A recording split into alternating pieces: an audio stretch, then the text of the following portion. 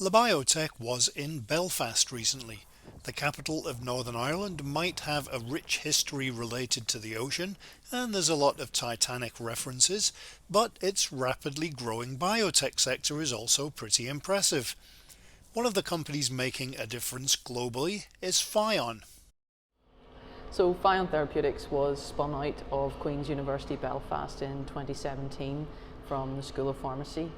I have been an academic in the school since 2006, and it was on the basis of all of our research that we decided that we had enough exciting data to kind of get ready to spin out. So we've been going for 5 years, celebrated our 5th year in 2022, and it was supported by the opening of a brand new premises as well.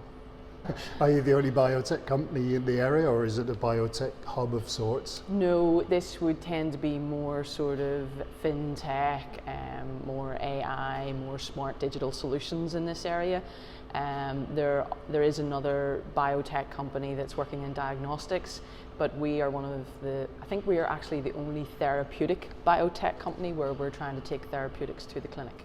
And it's quite nice that we're in Titanic Quarter in Belfast, where many years ago my father and my grandfather built ships here, and now we're building messenger RNA vaccines.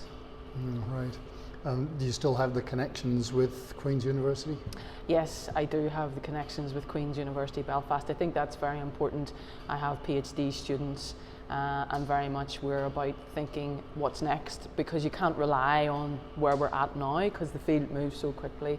And I think it's a good experience for the PhD students where they get to spend time down in these labs as well and learn, new techniques with new equipment and get state-of-the-art facilities. And I guess also it gives them a bit of a look into the reality of life. It's after real world. It's Yeah. They can see. Sometimes I think we're very guilty of teaching science in isolation, where people can't understand how that translates into things that you can do. And very much in Queen's, it's about trying to make real world impact. But I think it's tangible if you actually have the students here that can say, yes, we can see the path that pHion is going on in vaccines that are more developed, etc. Right. And can you kind of take me through what you do? What the technology is? Yeah. Yeah. So we were working on messenger RNA pre-pandemic. In fact, as an academic, I had funding from Prostate Cancer UK to develop a messenger RNA vaccine for prostate cancer. And whenever we, around sort of 2018, were going out to try to raise funds for the company, of course, everybody was saying to us, well, why are you working in messenger RNA, and why do you want to develop a messenger RNA vaccine? And in some ways, COVID has really opened the field up immensely to the things that we can now do with messenger RNA. But the real hero for me and for many people in the pandemic is not actually the messenger RNA itself, and that's very good, but it's actually the delivery system. Because for messenger RNA to be functional, it has to go inside a cell to be translated into the antigen that then your immune system will recognize, activate your T-cells, and then essentially we end up being able to combat infectious disease.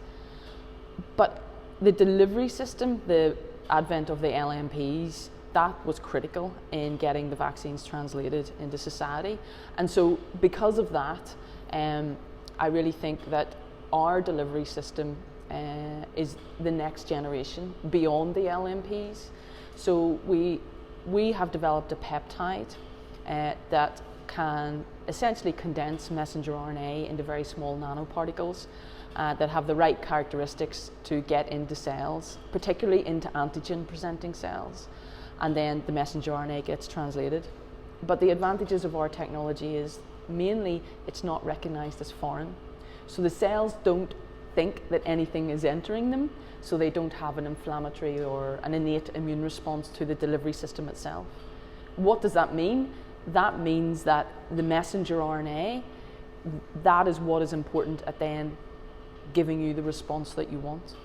So for us, our peptide technology, we're positioning that to be the next thing after the LNPs. And in terms of some of the issues with cold chain storage, we have made a formulation that is stable at room temperature, and in fact up to around 40 degrees it's absolutely fine, and we can store it for many years at that temperature, and it's still as functional as the day we made it.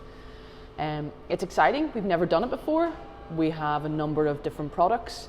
The company is split into 2 different arms. Our prophylactic arm, where we're basically giving the vaccine first to fight infectious disease, and a therapeutic arm where patients that have got cancer, we're making vaccines there to try and treat the oncology indication. And what kind of applications are you working on? You were mentioning cancer, is that what you're... Yes, so our first vaccine is currently in toxicology. It's going into clinical trials Q4 this year, and that's quite exciting because as a company, a young company in Belfast, a lot of our scientists are learning skills and techniques that they've never been exposed to before. And on the back of that, we're in talks, and then we're preparing our CTA submission for the summer. We're manufacturing with large CMOs as well, and we want to do this first clinical trial for patients that have got HPV-driven cancers. Actually, HPV-driven cancers are one of the highest sexually transmitted diseases in the UK right now, and our clinical trial is quite innovative because it is a modular clinical trial where we are going to go in with safety first of all. So let's make sure the vaccine is safe for patients that have got any type of HPV-driven tumour, and then we're going to move into women that have low-grade cervical cancer, and essentially we'll see if we have proof of concept there, and then we'll move on to the next module, which is a more aggressive cervical cancer, and then if that goes well, we'll move into HPV-driven head and neck cancer. And again, there's a pretty high incidence of this across the UK, particularly in areas of low socioeconomic status, etc. So it's really a cause that we've been working on for a long time. It's something that's very important to us. So that's our first vaccine. Our second vaccine in the oncology space is for high-grade serous ovarian cancer. Of course, we know the survival rates there are incredibly low, and because of our peptide delivery system, we can put in multiple antigens of any size. So that then opens up, if you like, a whole Pandora's box of potential antigens and therapeutic genes that you can deliver all in the one nanoparticle. And so that's going incredibly well, and we're just going through all of our preclinical phases at the moment, going into talks at the end of this year as well. Right. And the end goal of this, is it to prolong life, or are we looking towards curing? Well, we have to be driven by the data and the science. What we know so far is that in all of our preclinical models that we've tried this, we're getting over a 90% response rate, which is great. It has to be a really high response rate at this stage because translation to humans can be quite difficult. For cervical cancer patients, we see a window of opportunity where a woman is diagnosed, and there is that window there where they could potentially have this vaccine once a week for 3 weeks, and possibly then that would negate the need to either have radiotherapy or surgery. And given we have 300 million women worldwide that have got cervical cancer, it's definitely an unmet need. Right. And is it something that works in conjunction with other things, or is it just standalone? Well, again, that's a very good question. So we can see that it very much depends on what the tumour microenvironment is like. So we've been working very closely with Medicines Discovery Catapult. We can't do things in isolation. I think anybody that thinks they can is quite frankly insane. And Medicines Discovery Catapult have been integral in helping us stratify patients, get patient tissue, and being able to determine what the immune microenvironment is like after those patients have had treatment. So on the back of that, that helps us inform us as to what antigens need to go in the vaccine and what potential treatments we could use.